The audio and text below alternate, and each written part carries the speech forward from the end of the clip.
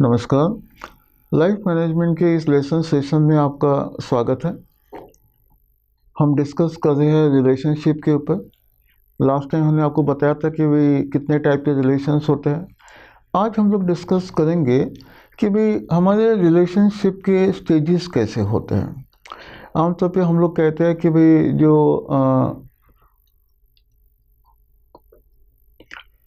रिश्तेदारी, हम लोग कहते हैं कि भाई आमतौर पे जितने भी हम लोग जो सामने जो लोग आते हैं, आज वो हमारे कुछ भी नहीं लगते हैं, लेकिन कुछ समय के बाद वो हमारे कुछ लगते हैं। तो लेट अस स्टार्ट कि भाई हमारे रिलेशनशिप जो है या रिश्तेदारी जो है किस तरह से बढ़ती जाते हैं। एक छोटा सा कॉन्सेप्ट है जिसको हम लोग कहते हैं वसुधैव कुटुंबकम। वसुधैव कुटुंबकम का मतलब होता है कि भाई the world is one family, the whole world is one family. पूर्ण विश्व ही हमारा परिवार है। तो परिवार की डेफिनेशन सबसे पहले ये आ जाती है, ऐसा नहीं सोचो कि भाई जिसके साथ मैं रह रहा हूँ, जिस छत के नीचे मैं रह रहा हूँ, बस वहाँ के लोग ही मेरे रिश्तेदार हैं। ऐसा नहीं है। हर इंसान एक दूसरे के साथ जुड़ा हुआ है। इसमें अभी स्टार्ट कर लेते हैं कि भाई जो सबसे पहला स्टेज, पहला पॉइंट आता है जिसको हम लोग कहते हैं कि जो स्ट्रेंजर, यानी कि ऐसा इंसान कि जो हमारा दूर दूर तक कुछ भी नहीं लगता है। जब वो कुछ हमसे फेवर मांगता है तो हमें उसको देना है। जितनी भी जो कैजुअल इंक्वायरीज होती है वो उसको हम लोग दे देते हैं, क्योंकि हमारे साथ उसका क्या नाता है, इंसानियत का नाता है। इंसानियत का नाता है, और उस इंसानियत के नाते को लेकर हम लोग उसको हेल्प करते हैं। वहाँ पे कोई एक्सपेक्टेशन नहीं होती। जैसे मैंने उसको हेल्प करी, वैसे कुछ समय के बाद मैं किसी से हेल्प ले लूँगा, और ये चीज़ें जो है आमतौर पे चलते हैं। हम देखते हैं कि भाई जब कोई इंसान सड़क पार कर रहा है, वो गिर जाता है या उसको चक्कर आके आ जाती है या एक्सीडेंट हो जाता है, हम लोग दौड़े दौड़े वहाँ पे जाते हैं उसको हेल्प करने के लिए। यहाँ पे कोई रिश्तेदारी नहीं है, लेकिन यहाँ पे जो रिश्ता जो है हमारा इंसानियत का रिश्ता है। और जब भी कोई इंसान मुसीबत में होगा, उसको हेल्प करने के लिए भगवान की तरफ से हमें ऑर्डर मिलता है और हम उसको जाके हेल्प करते हैं। तो सबसे पहला जिसको हम लोग कहते हैं कि द स्ट्रेंजर, यानी कि अनजान आदमी, और अनजान आदमी के साथ हमारा आत्मा का रिश्ता है, उसको आपको निभाना है।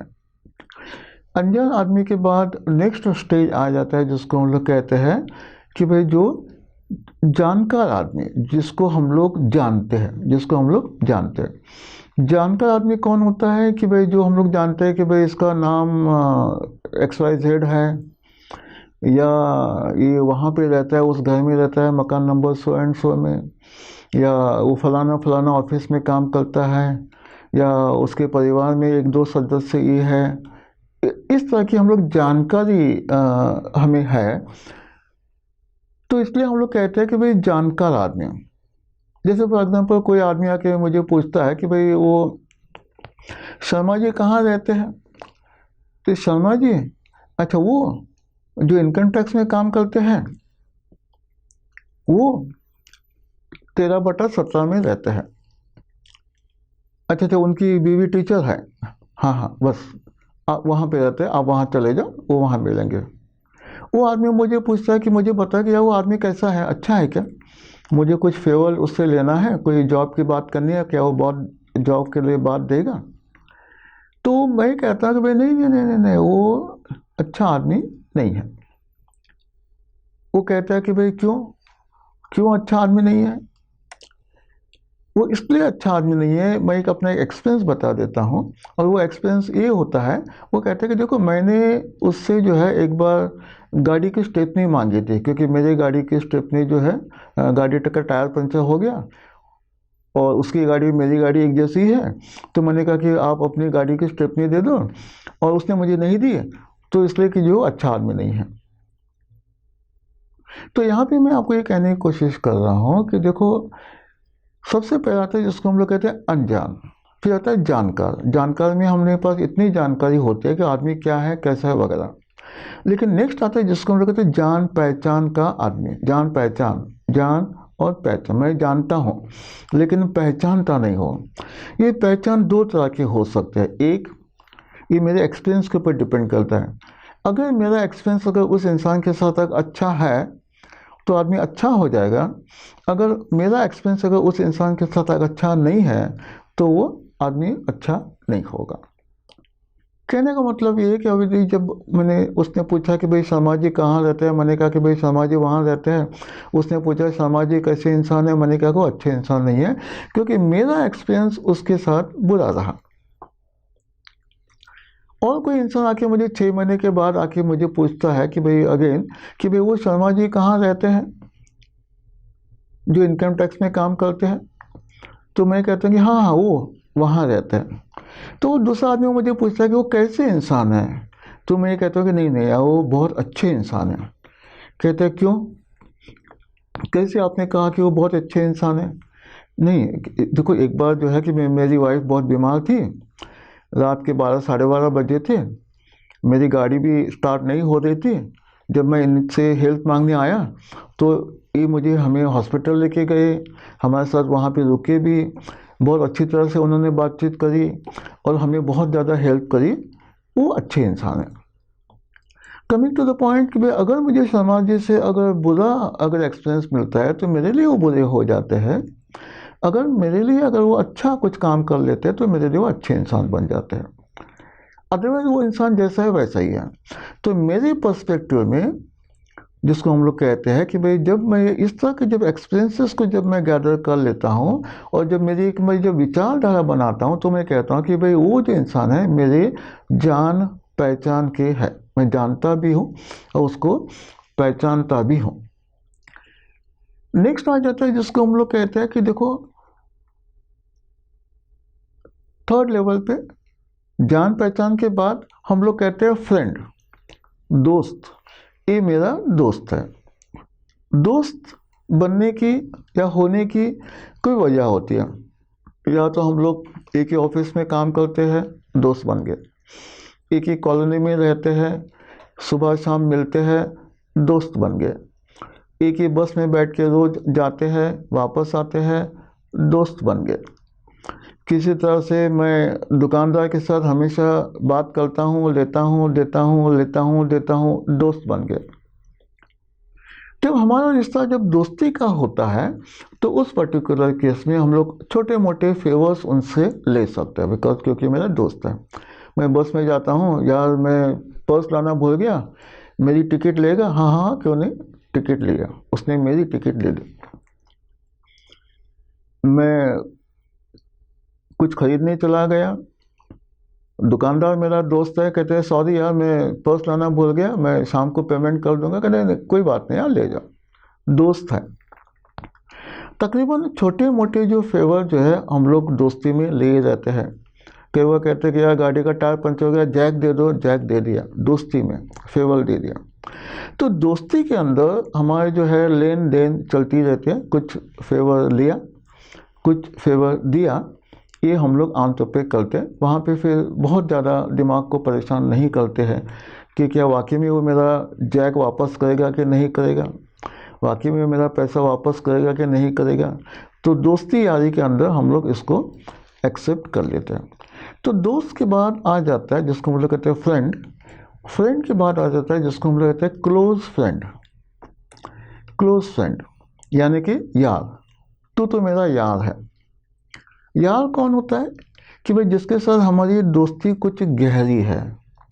और यार के साथ जो हम लोग करते हैं, क्या हम लोग करते हैं कि भाई उसके साथ हम लोग हमारे सीक्रेट्स शेयर करते हैं। यार तेरी भाभी बहुत परेशान करती है मुझे, मुझे नहीं समझ आता मैं क्या करूं। इस तरह की बातें हम लोग उनके साथ करते हैं। हम लोग कहते हैं कि यहाँ पे जो है कि वो मेरा यार है, उससे मैं डिस्कस करता हूँ, उससे मैं एडवाइस भी लेता हूँ, भाई मुझे क्या करना चाहिए, अभी मेरा घर नहीं चलता है, नौकरी जाने वाली है, मैं घर में बता नहीं सकता हूँ, मुझे क्या करना चाहिए। किसी तरह से वो लड़की मुझे अच्छी लगती है लेकिन मुझे क्या करना चाहिए।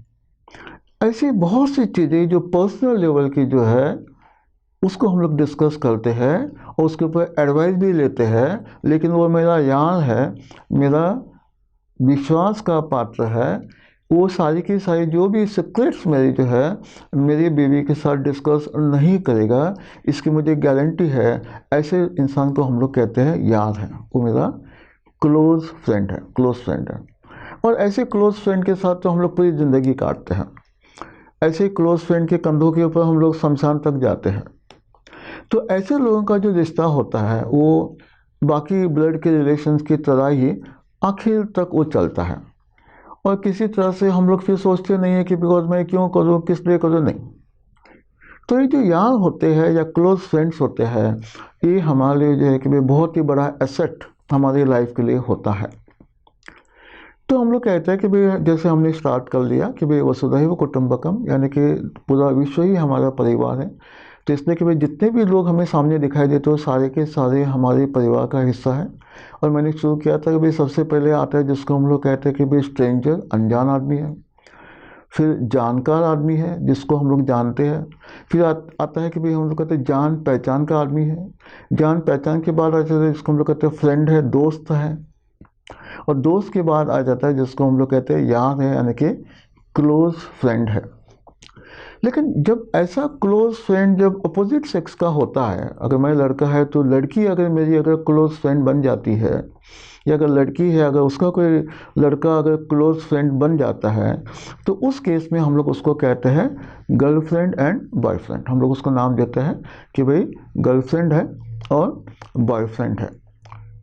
तो गर्लफ्रेंड और बॉयफ्रेंड का जो रिलेशनशिप जो होता है वो ज़्यादा करके जो बेस्ड होता है ऑन व्हाट इज़ कॉल्ड हमारे ये सेंसुअल प्लेजर के ऊपर। जैसे भाई उस इंसान को मुझे बात करने को अच्छा लगता है, उस इंसान को जो सुनने को मुझे अच्छा लगता है, उस इंसान को मुझे देखने को बहुत अच्छा लगता है, उस इंसान के साथ बहुत लंबी बातें करने में मुझे अच्छा लगता है, किसी तरह से उस इंसान को छूने में मुझे बहुत अच्छा लगता है। ये सारे के सारे हमारे सेंसरी प्लेजर्स हैं। अगर इन चीज़ों को करके अगर सामने वाला इंसान अगर हमें अच्छा लगता है, तो उस केस में हम लोग कहते हैं कि भाई हम लोग बॉयफ्रेंड गर्लफ्रेंड है। मीन ऐसा फ्रेंड जो बॉय है, लेकिन जो बॉय के जो कैरेक्टरिस्टिक्स है मुझे अच्छे लगते हैं। ऐसा फ्रेंड जो गर्ल है, वो गर्ल के जो कैरेक्टरिस्टिक्स है वो मुझे अच्छे लगते हैं। और ऐसे इंसान को हम लोग कहते हैं boyfriend and girlfriend. Again I am telling you, हर रिश्ते के हर स्टेज में हमेशा हमेशा हमें समझना चाहिए और उसको हमें पूछना चाहिए कि भाई इस रिश्ते में मेरी क्या जिम्मेदारियां हैं, मेरी क्या उम्मीदें हैं और मेरी क्या मर्यादाएं हैं। अपने आप से ये बात हमेशा पूछते रहो, पूछते रहो, तब जाके जो है आपके रिश्ते साफ सुथरे रहेंगे। बॉयफ्रेंड गर्लफ्रेंड के बाद आ जाता है, हम लोग कहते हैं कि दे बिकम अ लवर, प्रेमी है, एक दूसरे के प्रेम में है।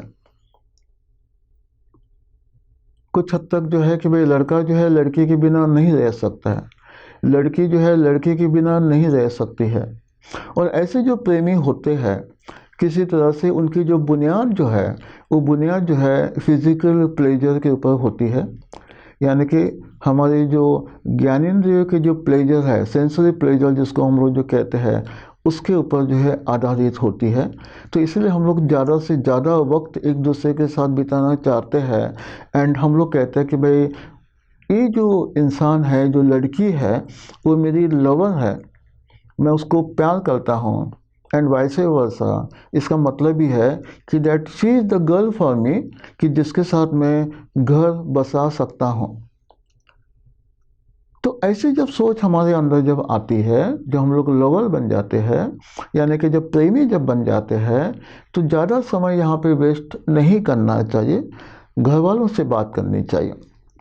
तो यहाँ पे पहल कई बार लड़की कहती है कि देखो अभी इस तरह से मिलना ठीक नहीं है, क्योंकि पहले एज अ गर्लफ्रेंड बॉयफ्रेंड हम लोग रेस्टोरेंट में जाते हैं, कॉफ़ी पीते हैं, कभी कभी जो है कॉलेज के अंदर जो है एक दूसरे के साथ जो है कि वे बातें करते हैं। लेकिन जब हम लोग लवर बन जाते हैं तो उस पर्टिकुलर केस में थोड़ा सा छुप के मिलना शुरू कर लेते हैं। हम किसी अनजान पार्क में जाके बैठते हैं, किसी पेड़ के नीचे जहाँ पे दूर दूर तक कोई बंदा दिखाई नहीं देगा, जान पहचान का नहीं दिखाई देगा। या हम लोग जो है कि भाई सिनेमा घर में जाके अंधेरे में बैठ के जो है वहाँ पे उस लवर के साथ लविंग अफेयर करते हैं। तो ऐसी चीज़ें कि भाई जहाँ पे हमें लगता है कि भाई उसका सेंसरी प्लेजर बढ़ते जा रहा है, बढ़ते जा रहा है, बढ़ते जा रहा है, और ये जो अटैचमेंट जो बन रहा है दोनों इंसान के बीच में, वहाँ पे किसी न किसी पहल करके आगे बात बढ़ाना है। तो लड़की कहते है कि यार देखो, इस तरह से हम लोग मिल रहे हैं, ठीक नहीं है, तो हमें हमारे घर वालों से बात करके शादी की बात करनी चाहिए। लड़का भी कहता है कि भाई हाँ ठीक है, हमें करनी चाहिए। And they take one bold step to discuss with the parents, और पेरेंट्स को जब हम लोग राज़ी कर लेते हैं तो उस पर्टिकुलर केस में इसका परिवार उसका परिवार दोनों में बातचीत हो जाती है। और सबसे पहला स्टेप आ जाता है जिसको हम लोग कहते हैं कि भाई वो हमारी मंगनी कर देते हैं, मंगनी कर देते हैं। तो मंगनी करने के बाद हमारा नया रिश्ता बन जाता है। अभी हम लोग बॉयफ्रेंड गर्लफ्रेंड नहीं है, हम लोग लवर नहीं है, हम लोग फियांसी है। वो मेरी फियांसी यानी कि मंगेतर है, ये मेरा मंगेतर है। मंगेतर का रिश्ता भी जो है बहुत ज़्यादा देर तक खींचना नहीं चाहिए, may be few months more than sufficient. तो हम लोग कहते हैं कि भाई जो मंगेतर का जो रिश्ता जो है उसमें बहुत ज़रूरी है, जब आप मंगेतर हो उस लड़की के या आप मंगेतर हो उस लड़के के, सवाल पूछो अपने आप से, 1000 बार सवाल पूछो कि भाई एज अ मंगेतर मेरी क्या जिम्मेदारियां हैं, एज अ मंगेतर मेरी क्या एक्सपेक्टेशंस है, एज अ मंगेतर हमारी क्या लिमिटेशंस है। एज अ मंगेतर हम लोग एक दूसरे को ज़्यादा से ज़्यादा जानने की कोशिश कर लेते हैं, फिजिकल लेवल के अलावा मेंटल लेवल के ऊपर। तो उसका नेचर कैसा है, वो कितने की काइंड है, उसके घर वाले कितने काइंड है, उसके माँ बाप के क्या विचार है, उसके परिवार के जो विचार क्या है, उनकी आदतें क्या है, उसका रहन सहन घर में कैसा है, क्या मैं उसके साथ एडजस्ट कर पाऊँगा या पाऊँगी, इसके ऊपर हम लोग आत्मचिंतन करते हैं। बहुत सी चीज़ें कि जो आपस में हम लोग नहीं जानते हैं उसको बताने की कोशिश कर लेते हैं। हम लोग क्लोजली ऑब्जर्व करते हैं कि भाई इस तरह से हम लोग कैसे जब जुड़ जाएंगे तो कोई परेशानी तो नहीं आएगी। तो जब मंगेतर जो है उसमें आपको अच्छी तरह से ध्यान में रखना है कि भाई मंगेतर हो, हस्बैंड वाइफ नहीं हो। हस्बैंड वाइफ का बिहेवियर अलग होता है और मंगेतर का बिहेवियर अलग होता है।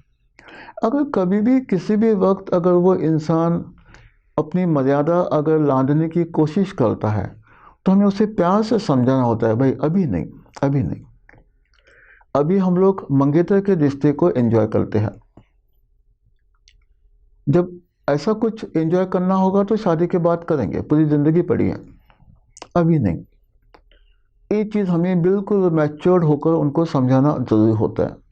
और अक्सर लोग जितने भी हमारे जो लव मैरिजेस जो फेल हो जाते हैं उसका रीज़न ये होता है कि जो मंगेतर का जो स्टेज होता है और उसके बाद अगर आप शादी नहीं कर सकते हो फॉर एनी रीज़न, ये बहुत पेनफुल होता है लड़के के लिए भी और लड़की के लिए भी। तो दैट इज़ द रीज़न, अगर आप मंगेतर बने हो तो आपको शादी तक उसको मुकम्मल करना है, कंप्लीट करना है, और ये आपकी जिम्मेदारी बनती है।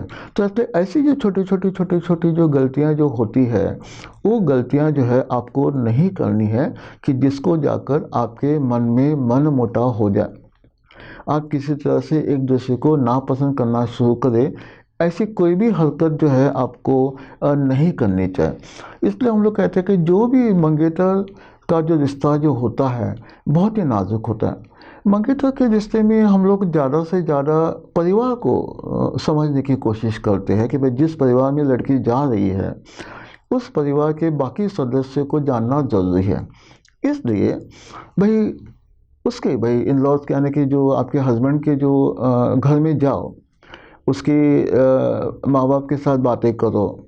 हस्बैंड घर में ना हो कोई बात नहीं, अभी वो मंगेतर आपका घर में ना हो कोई बात नहीं, वहाँ पे आपको जाना है, उनके पसंद की सब्जी बनानी है, उनके पसंद का खाना पूछना है, हर वक्त वहाँ जाके उनके पैर छूने हैं, किसी तरह से कि भाई आपको खाना पकाने में रुचि है वगैरह वगैरह, जिसको आमतौर पे हम लोग जो आदर्श गृहिणी की जो बात करते हैं कि भाई कोई भी, कितनी भी, आप जितने मर्जी लड़की पढ़ी लिखी हो, लेकिन उस जो लड़की के माँ बाप जो है यही चाहते हैं कि भाई लड़की भले पैसा कमा के लाए, नौकरी करे, लेकिन घर को भी संभाले, बच्चों को भी अच्छी तरह से पाले पोसे। ये जो उम्मीद आपसे अगर रखते हैं तो वो कोई गलत नहीं है। तो इस पर ऐसा नहीं उसके अंदर कि मैं मॉडर्न हूँ, मैं ये सारी चीज़ें नहीं करूँगी, मैं बाज़ार से खाना मंगाऊँगी, ये तो सारी चीज़ें तो बाज़ार में मिल जाते हैं, हमारे पास बहुत पैसा है, नहीं। अगर ऐसी सोच अगर आप बताओगे तो आप मंगेतर से फिर जो है आपकी शादी होने के समय तो माँ बाप सोचेंगे कि यार मुझे 2 बार सोचना पड़ेगा कि ये जो लड़की जो है वो कुछ हद तक ठीक नहीं है। और एक चीज़ आपको ध्यान में रखनी है यहाँ पे, देखो हर इंसान के अंदर कुछ अच्छाइयाँ होती है और कुछ बुराइयाँ होती है, हर इंसान के अंदर। लेकिन जो हमारा जो स्वभाव है वो ये है कि हम लोग हमेशा अच्छाइयों का प्रदर्शन करते हैं, अच्छाई के बारे में आपको बताते हैं, लेकिन बुराइयां जो है अंदर छुपी होती है, वो मौके की तलाश में होती है। और ये हर एक के साथ है, हर इंसान।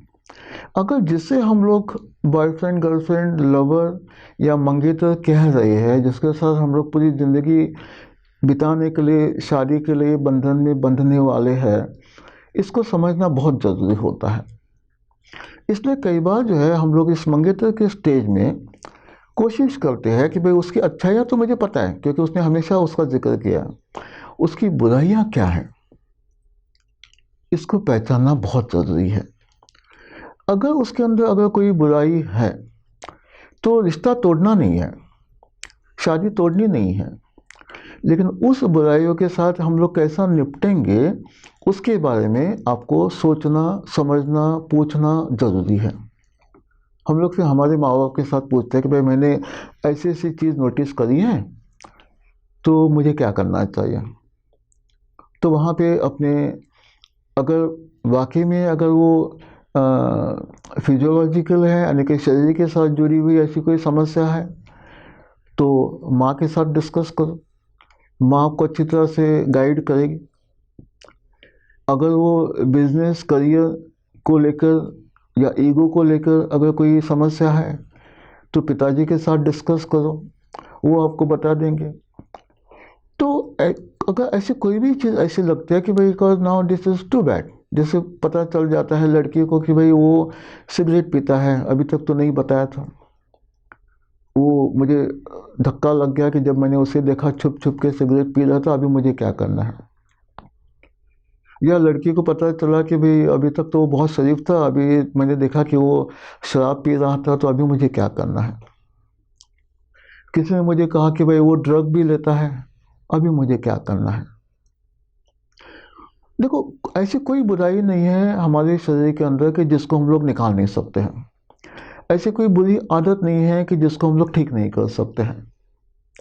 लेकिन जब ये चीज़ें हमें जब पता चल जाती है तो उसके ऊपर किस तरह से हमें उसके साथ बर्ताव करना है, इसके लिए हमें स्ट्रैटेजी बनानी है। जैसे लड़की, कि भाई लड़की जो है उसको बहुत देर तक सोने की आदत है, जल्दी उठती नहीं है, या बहुत ज़्यादा जो है कि भाई खलचिली है, कि भाई जब भी कभी हम लोग सुपरमार्केट में जाते हैं तो 2-3 हज़ार रुपये का बिल हो जाता है, सारा टाइम शीशे के सामने खड़ी रहती है, ये मुझे पसंद नहीं है। ऐसा ऐसा खाना खाती है कि जो मुझे पसंद नहीं है। बहुत सी चीज़ें जो हम लोग लड़की के बारे में अगर हमें कुछ ऐसा दिखाई देता है कि भाई ये चीज़ मुझे पसंद नहीं है, ऐसे लड़की के साथ मैं कैसे दिन बिताऊंगा, बेटर है अपने मम्मी डैडी के साथ डिस्कस करो इस बातों को। और ये जो मंगेतर से लेकर जो हस्बैंड वाइफ का जो स्टेज है, उसके बीच का जो पीरियड आपको जो मिलता है 3 महीने 6 महीने, ये ऑब्जर्वेशन का पीरियड है। ऑब्जर्व करो, ऑब्जर्व करो, ऑब्जर्व करो, रिश्ता तोड़ना नहीं है। लेकिन अगर हमें ऐसी कोई चीज़ें दिखाई देती है कि जो मुझे ठीक नहीं लग रही है, तो उसके ऊपर जो है डिस्कस करो। पहले अपने माँ बाप के साथ डिस्कस करो, फिर उस इंसान के साथ डिस्कस करो कि जिससे आपको परेशानी है। क्योंकि जिस वक्त आप उस इंसान के साथ डिस्कस करते हो कि मुझे परेशानी है, वो रिश्ता तोड़ने की बात करेगा, जो कि ज़रूरी नहीं है। अगर वो कहता है कि भाई अभी तो मैं ऐसा ही हूँ, शादी तो तुझे करनी पड़ेगी, नहीं, नो, नॉट लाइक दैट। तो उसका एटीट्यूड क्या है? क्या अपने आप को सुधारना चाहता है, अपने आप को सुधारना नहीं चाहता है? अगर सुधारना है तो क्या तरीका है? ये हमें बड़ों से हेल्प लेनी है। और बड़े जो भी कुछ आपको गाइड करते हैं, उस गाइडेंस के हिसाब से आगे बढ़ो और उस मंगेतर के रिश्ते से लेकर उसको शादी के रिश्ते तक मुकम्मल करो, कंप्लीट करो। And it is very necessary. देखो, शादी जब हमारी हो जाती है, उसके बाद एक नया लाइफ हमारा शुरू हो जाता है। Because after marriage it is entirely a new life, a different life. उसके ऊपर हम लोग अभी अगले क्लास में डिस्कस करने वाले हैं। लेकिन अच्छी तरह से समझ लो इस बात को। आमतौर पे हमारे समाज में हम लोग जो कॉन्सेप्ट लेकर चलते हैं, जिसको हम लोग कहते थे लक्ष्मी नारायण, लक्ष्मी नारायण। तो जब शादी हो जाती है तो वो लक्ष्मी है और मैं नारायण हूँ, ये चीज़ हमें अच्छी तरह से समझना चाहिए। अभी हम लोग लक्ष्मी और नारायण को अलग अलग नहीं कर सकते हैं।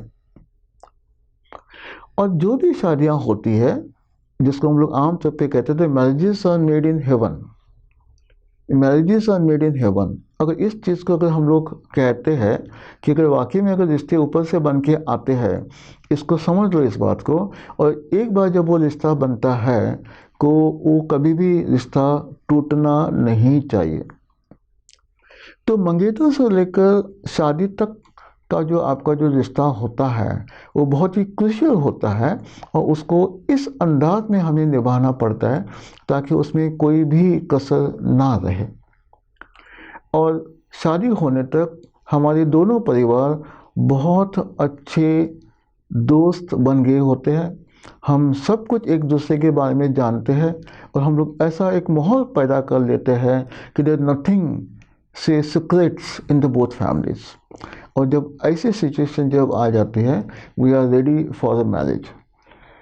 मैरिज का मतलब सिर्फ मेकअप करना, शॉपिंग करना, डांस करना नहीं है। It is much more than that.